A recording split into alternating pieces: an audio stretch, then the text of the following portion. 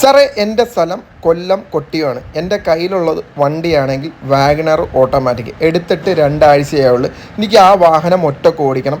എൻ്റെ വീട്ടിൽ നിന്ന് കയറാനും ഇറങ്ങാനും എനിക്ക് ടെൻഷനാണ്. കാരണം ഒരു മെയിൻ റോഡാണ്, അതിലെ വണ്ടി വരുന്നത് കാരണം എനിക്ക് ഒരുപാട് ടെൻഷനാണ്.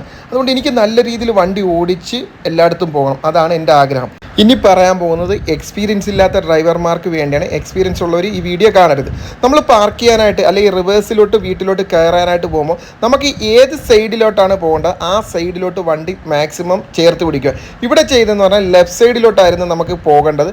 ലെഫ്റ്റ് സൈഡ് മതിലിനോട് ചേർത്ത് നിർത്തിയതിന് ശേഷം നമ്മൾ റിവേഴ്സിൽ വന്ന് ഇവിടെ വീതി ഉള്ളത് കാരണം മാക്സിമം നമ്മൾ അത്യാവശ്യം ഇറക്കിയതിന് ശേഷം സെൻട്രൽ കൊണ്ടുവന്ന് നിർത്തി ബാക്കിലോട്ട് കയറാനായിട്ട് ചെറുതായിട്ട് ആക്സിലേറ്റ് കൊടുത്താൽ കയറ്റിയത്. കാരണം ബാക്കിൽ കയറും തോറും വണ്ടി മുന്നോട്ട് ഇറങ്ങി പോകുന്നുണ്ട്. മുന്നോട്ട് ഇറങ്ങി പോകുമ്പോൾ മെയിൻ റോഡാണ്, അതിലെ വാഹനം വരും. അപ്പോൾ നേരത്തെ വന്നതുപോലെ തന്നെ ഒരു വാഹനം വന്നപ്പോൾ പാനിക്കായി.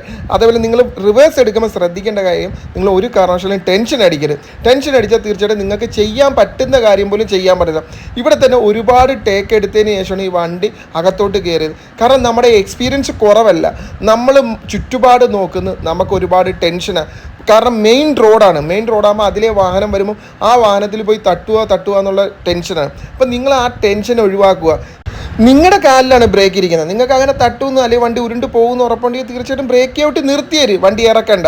ഇപ്പം തന്നെയാണെങ്കിൽ നമ്മൾ അവിടെ നിർത്തി വണ്ടിയുടെ വീല് നേരെയാക്കി സ്വല്പം കൂടെ പുറകോട്ട് ഇറക്കിയതിന് ശേഷം റൈറ്റ് ഫുള്ള് സ്റ്റിയറിംഗ് ലോക്ക് ചെയ്തതിന് ശേഷം നമ്മൾ എന്ത് ചെയ്ത് ബ്രേക്കിൽ നിന്ന് പതുക്കെ കാലെടുത്താൽ വണ്ടി മുന്നോട്ട് ഇറങ്ങിപ്പോവും.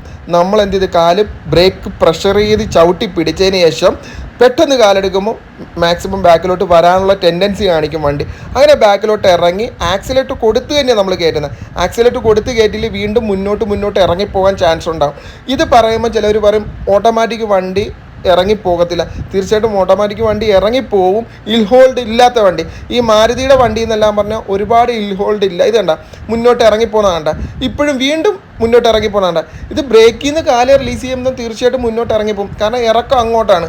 അപ്പോൾ തർക്കിക്കാനായിട്ട് വരരുത്. എക്സ്പീരിയൻസ് ഉള്ള ആൾക്കാർക്ക് ഒരിക്കലും വണ്ടി ഇറങ്ങിപ്പോകത്തില്ല. കാരണം അവർ ടൈമിങ്ങിൽ ആക്സിലേറ്റർ കൊടുത്ത് തന്നെ കയറ്റും. അപ്പോൾ അങ്ങനെ നമ്മൾ അവിടെ കൊണ്ട് നിർത്തി ഫുള്ള് റൈറ്റ് സ്റ്റിയറിംഗ് ലോക്ക് ചെയ്ത് ആക്സിലേറ്റർ കൊടുക്കാനായിട്ട് വീണ്ടും നമ്മൾ ബ്രേക്കിൽ നിന്ന് കാലെടുക്കുമ്പോൾ തീർച്ചയായിട്ടും വണ്ടി മുന്നോട്ട് ഇറങ്ങിപ്പം ചെറിയൊരു കയറ്റം ഉള്ളത് കൊണ്ടാണ് മുന്നോട്ട് ഇറങ്ങിയത്.